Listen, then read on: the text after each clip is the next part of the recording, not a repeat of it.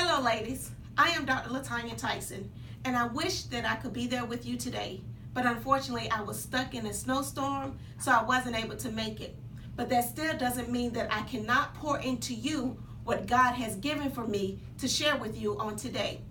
So first, let me begin with sharing a little of my background. I am a mother, first of all. I am the mother to 3 wonderful kids. They range in the age of 25, 21, and 12. And often when I share my story of my kids, I let people know that I don't know what I was thinking of with that 9-year gap between that 21-year-old and that 12-year-old. They have taught me patience by themselves.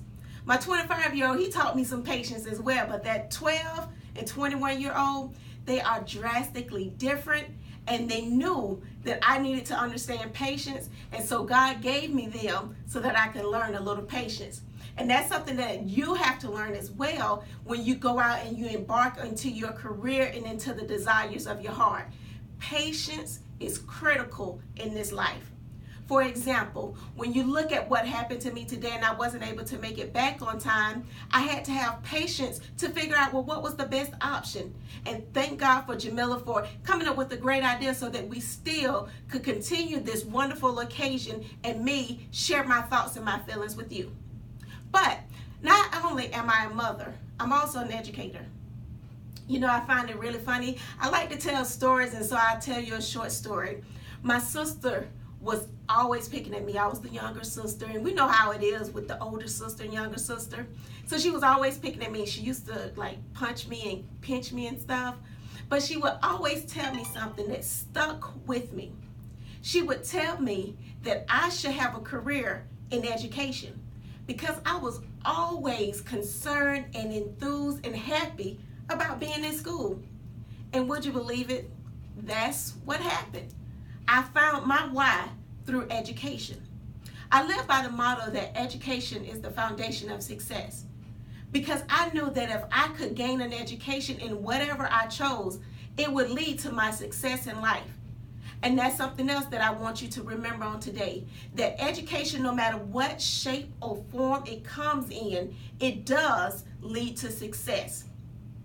So I'm an educator and I am a mother. But I'm also a business owner. I started Cross Sharp Greek Paraphernalia March 2017.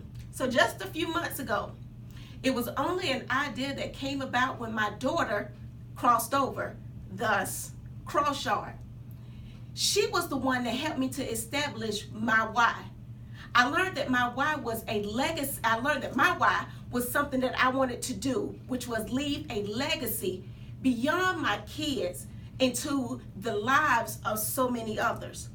So I started this company so that I could leave something for her and others to follow behind.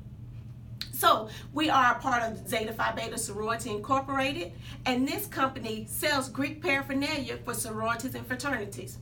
It is in the inception of it, but it was something that we wanted to do together. Now, so not only am I a mother, an educator, and a business owner, but most importantly, I am a child of God. And that's what we're going to talk about today, your spiritual wellness and how does this all fit into you living your why. So I am a child of God. I serve along with my husband as the co-founder of Agape Baptist Fellowship. It is a wonderful ministry, and it continues to pour into me as I pour into the people. So that's my history, my background. So let me begin with what God has given me to share with you. So when you think about spiritual wellness, I believe in God.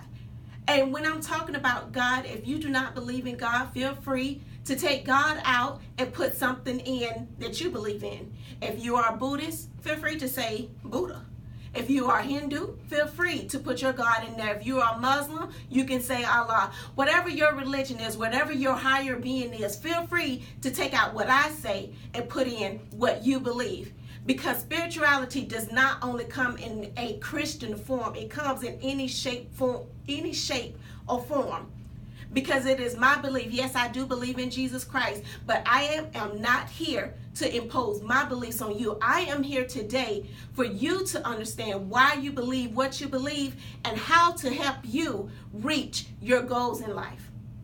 So, when I think about spirituality and spiritual wellness, it is the glue that holds everything together. It is that thing that gives you the strength to take a leap and become someone different from who you are today into who you want to be tomorrow.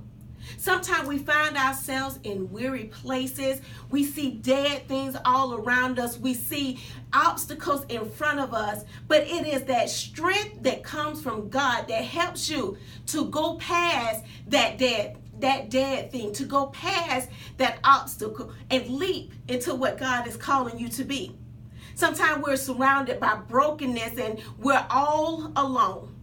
And as you continue on this journey that we call life, you will find yourself all alone. You will find yourself at a crossroad. You will find yourself wondering, should I go right? Should I go left? Should I go up or should I go down? But that's when I found, when you're at that crossroad, that is the time that you lean and depend on your spirituality. You lean and depend on God.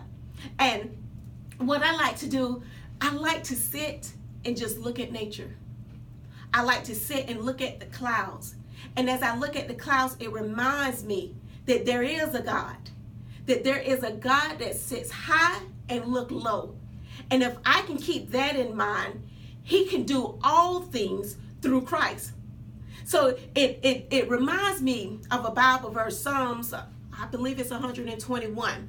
It says, I will look unto the hills from which cometh my help. So who is my help? My help is God.